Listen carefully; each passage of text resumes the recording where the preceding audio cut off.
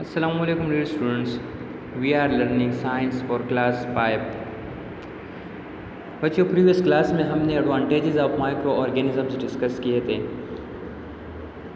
Advantages mean फ़वाइद micro organisms वो छोटे छोटे जानदार जिन्हें हम अपनी आंख से बराह रास्त नहीं देख सकते। उन छोटे छोटे जानदारों के फ़वाइद हमने पढ़े थे। हमने जाना था कि ये जानदार हमारे लिए इंतहाई मुफीद है। हम इसे फूड को प्रिपेयर करने में इस्तेमाल करते हैं, इसी तरह फूड को डाइजेस्ट करने में हमारी हेल्प करते हैं और ज़मीन पर मुख्तलिफ़ किस्म के प्लांट्स और एनिमल्स जब मर जाए तो उन्हें डिकम्पोज करने में भी ये हमारी हेल्प करती है।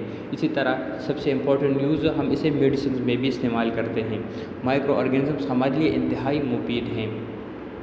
माइक्रो ऑर्गेनिजम्स के बग़ैर इस ज़मीन पर ज़िंदगी गुजारना ये नामुमकिन है। हम मुख्तलिफ़ किस्म के फूड्स जो प्रिपेयर करते हैं वो भी हम इन्हीं माइक्रो ऑर्गेनिजम्स की मदद से प्रिपेयर करते हैं। फॉर एग्ज़ाम्पल अगर हम दही बनाए तो उसमें भी ये इस्तेमाल होता है, ठीक है। इसी तरह ब्रेड वगैरह को बनाने में और दूसरे बेकरी प्रोडक्ट्स जो है उनको प्रिपेयर करने में हम माइक्रो ऑर्गेनिजम्स यूज़ करते हैं। इस तरह मेडिसिन में भी हम इसे इस्तेमाल करते हैं। एंटीबायोटिक्स ये माइक्रो ऑर्गेनिजम्स से बने हैं और हमारे ज़मीन पर जब मुख्तलिफ़ किस्म के प्लांट्स और एनिमल्स ये मर जाए तो इन्हें वापस मिट्टी में मिलाने का काम भी इन्हीं माइक्रो ऑर्गेनिजम्स का है, ठीक है बच्चों। अगर माइक्रो ऑर्गेनिज़म ये डिकम्पोजिंग न करे तो हमारी ज़मीन पर ये जो डेड प्लांट्स और एनिमल्स हैं इनका एक अंबार लग जाएगा और इस पर जीना हमारे लिए इंतहाई मुश्किल हो जाएगा। Micro organisms are very important for us. बच्चों ये कीवर्ड्स आपने याद रखने हैं। होस्ट, जब माइक्रो ऑर्गेनिज़म किसी सेल में दाखिल होकर उससे अपने लिए खुराक हासिल करता है, चूँकि हमने पढ़ा कि ये माइक्रो ऑर्गेनिज़म में ऐसे यानी अक्सरियत ऐसी ऑर्गेनिज़म्स की है जो अपना खुराक खुद तैयार नहीं कर सकती, ठीक है बच्चों। ये क्या करते हैं माइक्रो ऑर्गेनिज़म्स, ये दूसरे सेल पर अटैक करके उससे अपने लिए खुराक हासिल करते हैं। अब ये जिस सेल से अपने लिए खुराक हासिल करते हैं उसे होस्ट कहा जाता है। होस्ट वैसे भी हम मेज़बान को कहते हैं, ठीक है। माइक्रो ऑर्गेनिज़म्स जिस सेल से अपने लिए खुराक हासिल करते हैं उसे होस्ट कहते हैं। इन्फेक्शन वो बीमारी जो किसी माइक्रो ऑर्गेनिज़म्स की वजह से पहले उसे हम इन्फेक्शन कहते हैं। वो बीमारी जो किसी माइक्रो ऑर्गेनिज़म्स की वजह से पहले, किसी माइक्रो ऑर्गेनिज़म की वजह से एक बीमारी पहले तो उसे हम इन्फेक्शन कहते हैं। होस्ट, जब एक माइक्रो ऑर्गेनिज़म किसी सेल में दाखिल होकर उससे अपने लिए खुराक हासिल करता है तो उस सेल को, जिस सेल में वो माइक्रो ऑर्गेनिज़म इंटर हुआ हो उसे हम होस्ट कहते हैं। इन्फेक्शन वो बीमारी जो माइक्रो ऑर्गेनिज़म्स फैलाते हैं, ठीक है। पैरासाइट्स वो माइक्रो ऑर्गेनिज़म जो कि बीमारियाँ फैलाते हैं, ठीक है। पैरासाइट्स वो माइक्रो ऑर्गेनिज़म्स जो बीमारियाँ फैलाते हैं। इसी तरह जर्म्स भी जरासीमों को हम कहते हैं, ठीक है, जरसूमें। ये भी वही माइक्रो ऑर्गेनिज़म्स हैं जो बीमारियाँ फैलाते हैं और माइक्रोब्स भी हम इन्हीं माइक्रो ऑर्गेनिज़म्स को कहते हैं। ये तीनों टर्म्स जो है ये इंटर रिलेटेड है, ठीक है। पैरासाइट्स वो माइक्रो ऑर्गेनिज़म जो दूसरे बॉडी में एंटर होकर उससे अपने लिए खुराक हासिल करते हैं, बदले में उसे नुकसान पहुंचाते हैं, ठीक है, इसमें बीमारियां वगैरह फैलाते हैं। इसी तरह जर्म्स भी बीमारियां फैलाने वाले माइक्रो ऑर्गेनिज़म्स और माइक्रोब्स भी हम माइक्रो ऑर्गेनिज़म्स को कहते हैं। होस्ट मीन वो सेल जो कि किसी माइक्रो ऑर्गेनिज़म्स को खुराक देता है, या वो सेल जिस पर एक माइक्रो ऑर्गेनिज़म अटैक करके अपने लिए उससे खुराक हासिल करता है। इन्फेक्शन वो बीमारी जो माइक्रो ऑर्गेनिज़म्स फैलाते हैं। Parasites, germs and microbes. Parasites हम उस माइक्रो ऑर्गेनिज़म को कहते हैं जो कि किसी सेल में इंटर होकर उससे अपने लिए खुराक हासिल करे, ठीक है, उसे नुकसान पहुँचाए। जर्म्स भी जरासीमों को कहते हैं और माइक्रोब्स ये भी माइक्रो ऑर्गेनिज़म्स को कहते हैं। बच्चों माइक्रो ऑर्गेनिज़म्स के ये 3 मेन ग्रुप्स है, आज हम ये डिस्कस करेंगे। माइक्रो ऑर्गेनिज़म्स के ये 3 मेन ग्रुप्स आज हम ये डिस्कस करेंगे, इनके कुछ कैरेक्टरिस्टिक्स और इसी तरह इन ग्रुप से फैलने वाली बीमारियां हम सीखेंगे। माइक्रो ऑर्गेनिज़म्स के मेन ग्रुप कितने हैं? 3 ग्रुप्स हैं, viruses, bacteria and fungi. Micro organisms के कितने ग्रुप्स हैं? 3 मेन ग्रुप्स हैं, viruses, bacteria and fungi. Now viruses. The word virus is a Latin word which mean poison. ये जो लफ्ज़ वायरस है ये लातीनी ज़ुबान से निकला है जिसका मतलब है जहर। वायरस का मतलब क्या है? जहर, ठीक है। सो इसके नाम से ही जाहिर है कि ये हमारे लिए कितना नुकसानदेह होगा। They are very harmful and infect the host cell, ये इंतहाई नुकसानदेह होते हैं, ठीक है। दे आर वेरी हार्मफुल, ये इंतहाई नुकसानदेह होते हैं और जिस सेल पर भी ये हमला कर दे उस सेल को नुकसान पहुंचाते हैं, ठीक है। बेसिकली वायरस का है जो है वो ये अपना ऑर्गेनेल्स इनके नहीं होते वायरस के।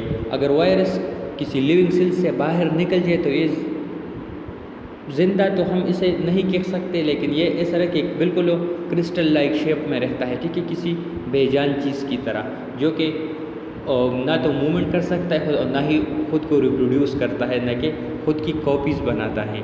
लेकिन जब ये लिविंग सेल में एंटर हो जाए तो उस लिविंग सेल के पूरे मैकेनिज़्म पर कब्ज़ा करके उसे अपने लिए यूज़ करता है, ठीक है, उस सेल को, और बदले में उस सेल को नुकसान पहुंचाता है।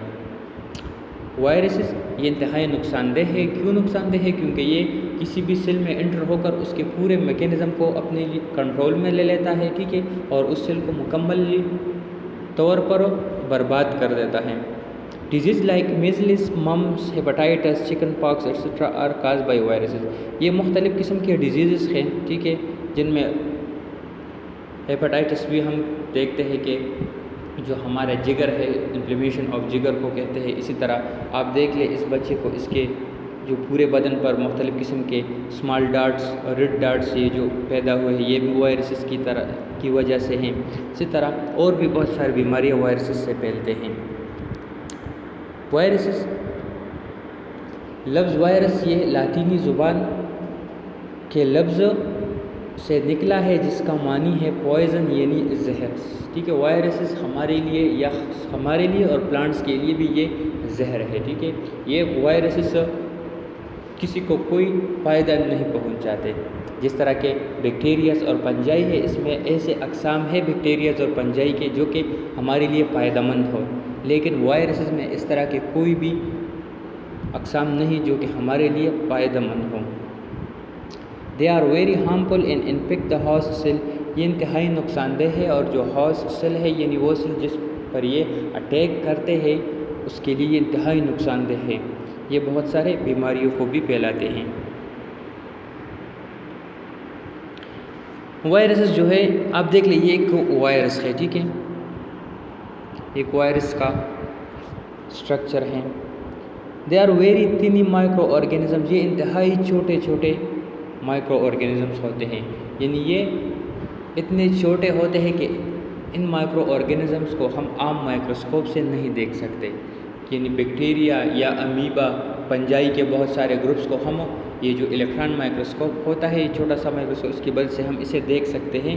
लेकिन वायरसेस ये इतने छोटे होते हैं कि इन्हें देखने के लिए स्पेशल माइक्रोस्कोप की ज़रूरत होती है। They need a living cell to reproduce, इसी तरह ये रिप्रोड्यूस होने के लिए, अपनी नस्ल को बढ़ाने के लिए इसे एक लिविंग सेल की ज़रूरत होती है। वायरसेस ये इंतहाई छोटे होते हैं, ठीक है, ये बैक्टीरिया से भी छोटे होते हैं, बैक्टीरियाज और फंजाई से भी। इसी तरह रिप्रोड्यूस करने के लिए, अपनी नस्ल को आगे बढ़ाने के लिए इसे किस चीज़ की ज़रूरत हो? किसी लिविंग सेल की। जिस तरह के पहले मैंने आपको बता दिया, ये लिविंग सेल पर अटैक करके उसके पूरे मैकेनिज़्म को अपने कंट्रोल में ले लेते हैं और उसे अपने लिए इस्तेमाल करते हैं। Viruses can not make their own food but depend on other living cells, that's why they are called parasites. अब वायरसेस अपने लिए खुराक खुद तैयार नहीं कर सकते। ये जो वायरसेस है ये अपने लिए खुराक खुद तैयार नहीं कर सकते, और ये दूसरे सेल्स पर डिपेंड करते हैं, ठीक है बच्चों, यानी ये दूसरे सेल्स से अपने लिए खुराक हासिल करता है, इसलिए इसको पैरासाइट्स कहते हैं। वायरसेस इसको पैरासाइट्स कहते हैं, इसीलिए इसको पैरासाइट्स कहते हैं क्योंकि ये अपने लिए खुराक खुद तैयार नहीं कर सकता और ये दूसरे सेल से अपने लिए खुराक लेता है। Now bacteria are unicellular organisms. Bacteria ये यूनिसेलुलर ऑर्गेनिजम्स है, यानी ये एक सेल से मिलकर बने हैं। बैक्टीरिया सिर्फ एक सेल से बने हैं। जो पूरे लाइफ प्रोसेस है वो इसी एक सेल के अंदर होंगे, ठीक है। बैक्टीरिया के इस एक सेल के अंदर पूरे लाइव प्रोसेस होंगे। फॉर एग्जांपल हम ह्यूमंस में हमने पढ़ा था कि हमारे बॉडी के अंदर डिफरेंट सिस्टम्स है। हमारे अंदर जो है ना वो डाइजेस्टिव सिस्टम है, इसी तरह सर्कुलेटरी सिस्टम है, नर्वस सिस्टम है, और ये सिस्टम जो है इस हर एक सिस्टम के लिए मुख्तलिफ सेल्स होते हैं। लेकिन बैक्टीरिया में इस तरह के मुख्तलिफ सेल्स नहीं होते, ये एक ही सेल के अंदर ये पूरे प्रोसेस होते हैं, ठीक है। सो दे यूनिसेलुलर, दे आर माइक्रोस्कोपिक। इसी तरह ये भी माइक्रोस्कोपिक है, यानी इसे हम अपनी आंख से नहीं देख सकते बराह रास्त। Some bacterias are harmful for plants and animals while other are very useful. अब बाज़ बैक्टीरियाज ऐसे होते हैं जो कि प्लांट्स और एनिमल्स में बीमारियां फैलाते हैं, ठीक है।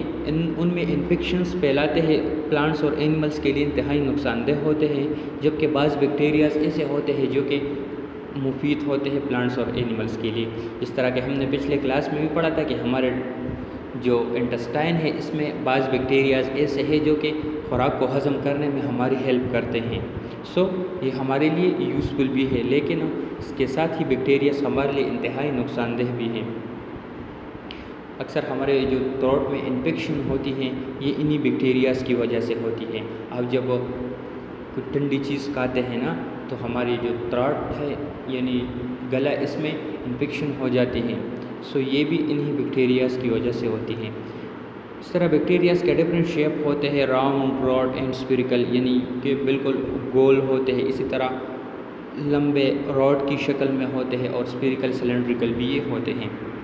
सो बैक्टीरियाज ये यूनिसेलुलर होंगे, यानी ये एक सेल से मिलकर बने होंगे। इसी तरह ये भी माइक्रोस्कोपिक, चूँकि ये यूनिसेलुलर है इसलिए लाजमन ये माइक्रोस्कोपिक होंगे, ठीक है बच्चों।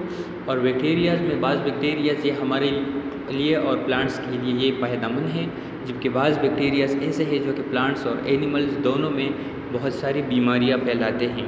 बैक्टीरियाज के डिफरेंट शेप्स होते हैं, round, rod and spherical etcetera.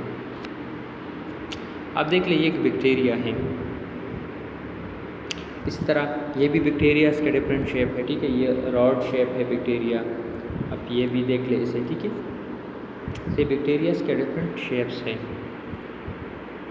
इस तरह ये भी एक बैक्टीरिया है। Now fungi. Fungi are unicellular, colonial and multicellular organisms.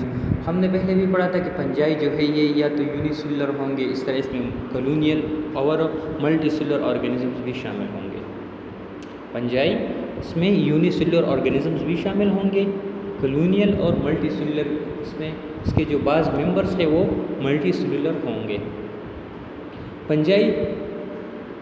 पंजाई भी हमारे लिए बाज़ इसके ऐसे ग्रुप्स हैं जो कि हमारे लिए इंतहाई मुफीद है, जबकि बाज़ इसके ऐसे मेंबर्स हैं जो हमारे लिए इंतहाई नुकसानदेह, हमारे बॉडी में डिफरेंट टाइप्स के बीमारियां फैलाते हैं। They also cause infection in humans and plants. Humans और प्लांट्स दोनों में ये इन्फेक्शन फैलाते हैं।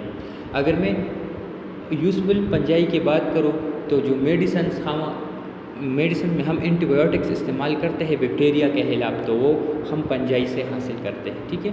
सो ये हमारे लिए यूज़फुल भी है, इस तरह ये हमारे लिए इंतहाई नुकसानदेह भी है। जैसे आप देख लें ये मुख्तलिफ़ किस्म के फ्रूट्स और वेजिटेबल्स हैं। आपने अक्सर देखा होगा कि हम जब फ्रूट्स या वेजिटेबल्स को ज़्यादा दिनों के लिए रख देते हैं तो वो गल सड़ जाते हैं। ये इन्हीं बैक्टीरिया की वजह से, पंजाई की वजह से इस तरह होता है, ठीक है। इसके साथ सो जब हम इसे रखते हैं फ्रूट्स को या वेजिटेबल्स को और वो गल सड़ जाते हैं तो ये पंजाई की वजह से ही होते हैं। इसमें बाज़ बैक्टीरियाज के ग्रुप्स भी शामिल हैं मगर ज़्यादातर ये पंजाई ही से होते हैं। इसी तरह मुख्तलिफ़ किस्म के प्लांट्स पर भी जब ये बीमारियाँ आती है वो अक्सर खुश्क हो जाते हैं, जिस तरह कि आप इन गंदमों को देख सकते हैं, तो ये भी पंजाई ही की वजह से है। इसी तरह हम ह्यूमंस में भी पंजाई बहुत सारे डिजीज़ काज करते हैं, जिस तरह कि ये एक लीड फुट है, ठीक है। इसमें ये जो पाँव हैं ये स्वलो हो जाते हैं, ठीक है। और इसमें मुख्तलिफ़ किस्म के इन्फेक्शंस होते हैं। इसी तरह ये जो हमारे ये जो नेल्स है इस पर भी पंजाइज अटैक करते हैं। इसी तरह बाज़ औक़ात हमारी जो बॉडी है इस पर राउंड से रेड सर्कल्स नुमाया हो जाते हैं, इस तरह के वायरस में थे, लेकिन वायरस वाले ये छोटे छोटे होंगे और ये बिग सर्कल्स होंगे, ठीक है। सो ये भी वायरस की वजह से है। वायरस से आप देख लीजिए एथलीट फुट जो है, हमारे जो पाँव की उंगलियां है, ये swallow हो जाते हैं, ठीक है, और उस पर ये पंजाइज अटैक करते हैं। इसी तरह ये जो हमारे नेल्स हैं, और यहाँ पर भी आप देख लें, जब स्किन पर मुख्तलिफ़ जगहों पर ये राउंड से रेड डॉट्स या स्पॉट्स नुमायाँ हो जाते हैं, तो ये भी इन्हीं पंजाई की वजह से हैं। सो बच्चों, आज हमने वायरसेस, बैक्टीरिया और पंजाई इसको पढ़ लिया, इन 3 ग्रुप्स को, और इसके बाद बैक्टीरिया, वायरसेस और पंजाई के कुछ बीमारियां भी हमने पढ़ ली। हमने जान लिया कि ये किस तरह हमारे बॉडीज़ के अंदर इन्फेक्शन फैलाते हैं, ठीक है।